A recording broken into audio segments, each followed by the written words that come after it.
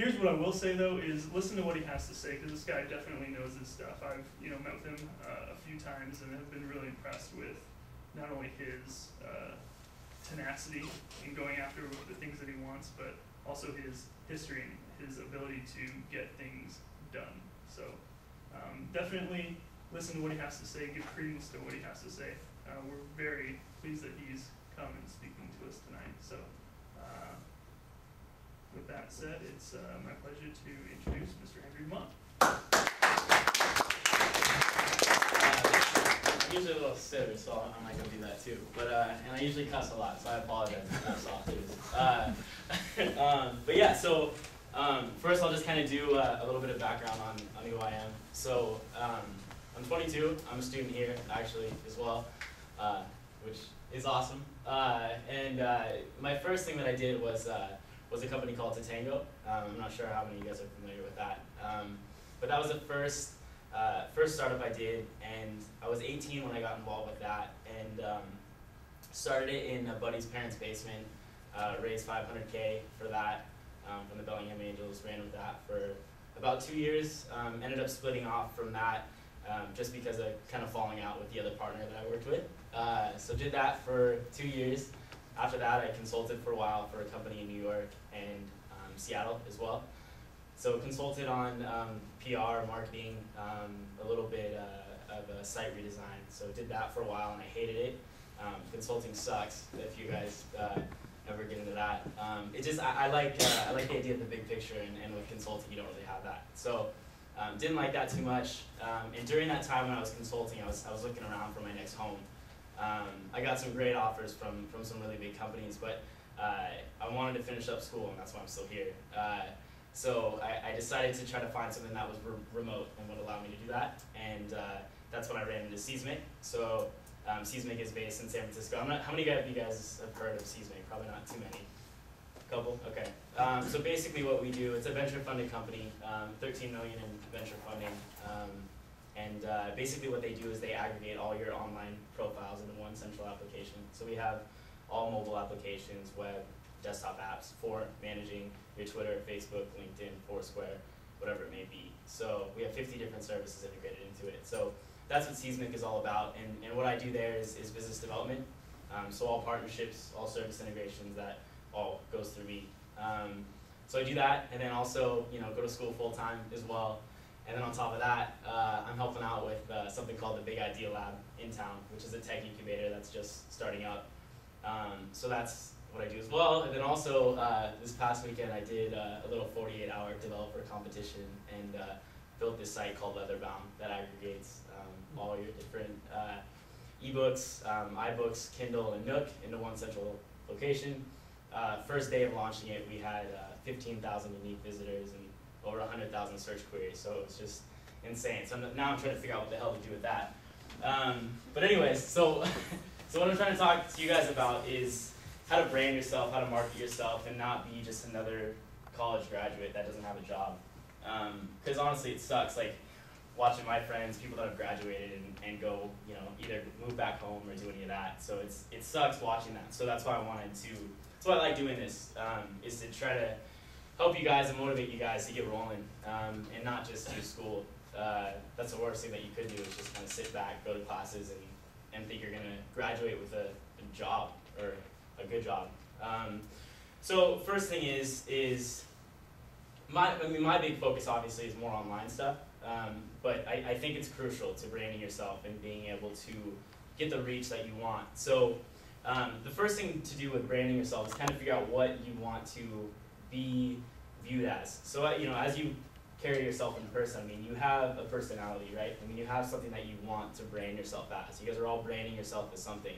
It's important to understand what that is and really focus on that. It's very important to specialize and understand what type of person you are, because that's what employers and that's what people look for in finding someone to bring onto their team or whatever it may be. So the first thing obviously is your Facebooks and stuff. I'm sure everyone has a Facebook, but how many of you guys are actually using it to your advantage?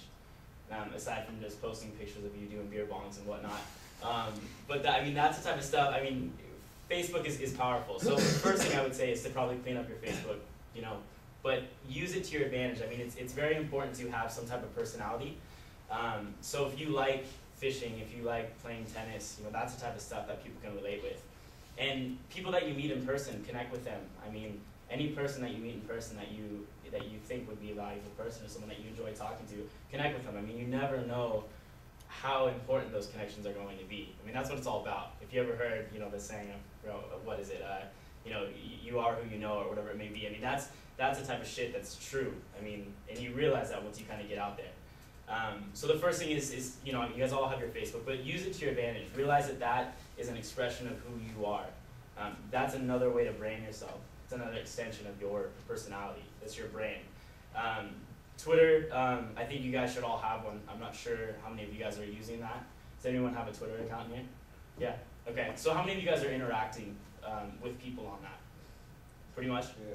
So the good thing is, like, with all this online stuff is that you have reach to just people outside of Bellingham, right?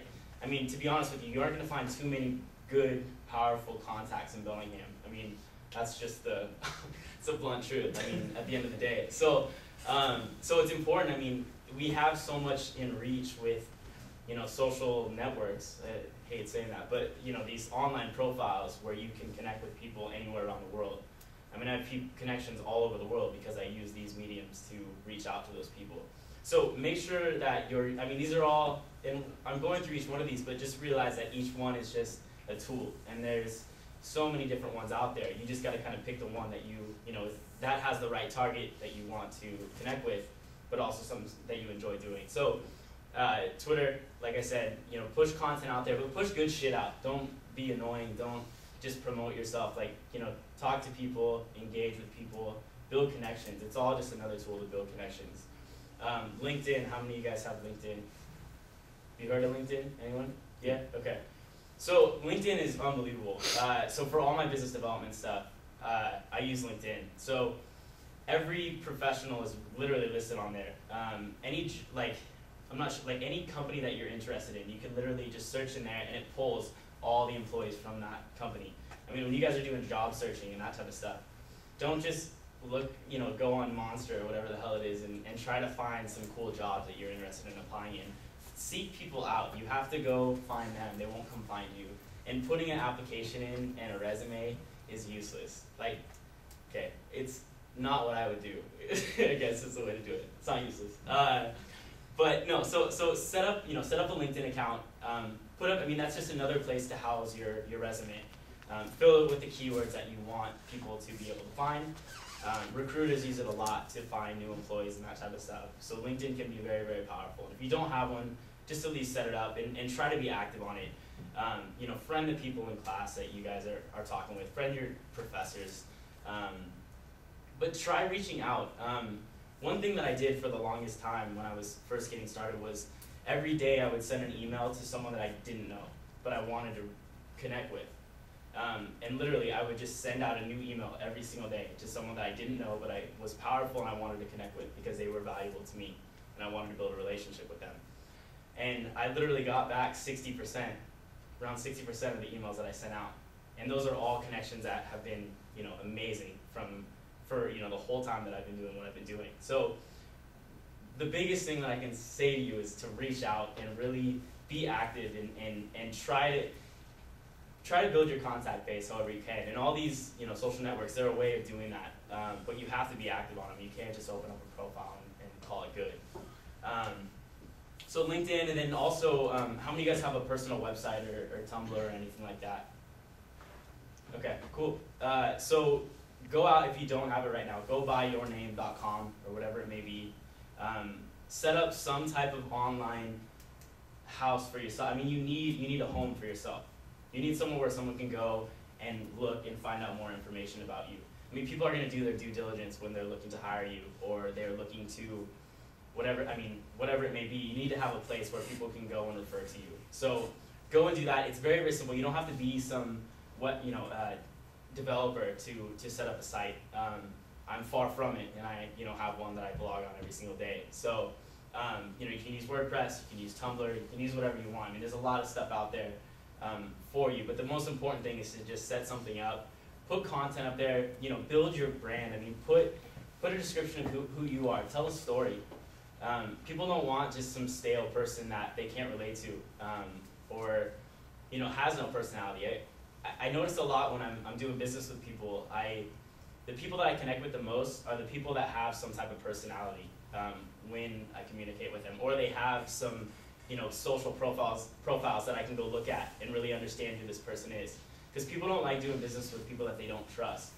And these are all ways of kind of building that trust and building what type of person you are. So realize that and understand that. Aside from the personal sites, I know that I walk around campus and I hear everyone talking about spending so much time on a resume and all that stuff, right? Resumes are shit. That's kind of my opinion on them. I think that they're useless, honestly. I mean, the idea of having a resume where you basically list your experiences, I understand that, that's fine. But don't spend 5 hours, 10 hours on tweaking a couple words in your resume. It's not worth it. There's a lot more things that you could do instead of doing that. And I'll tell you right now, I mean, I've hired a lot of people and fired a lot of people, and I've never ever looked at a resume in my life, ever. They hand it to me and I literally set it aside and I talk to them because that's what matters. And I do my research. I go online and I try to figure out who this person really is, not what they're putting on a paper for me. So understand that and put that information elsewhere and make sure that information that you care so much on this piece of paper, on this resume, is elsewhere that people can find and not what you're presenting them.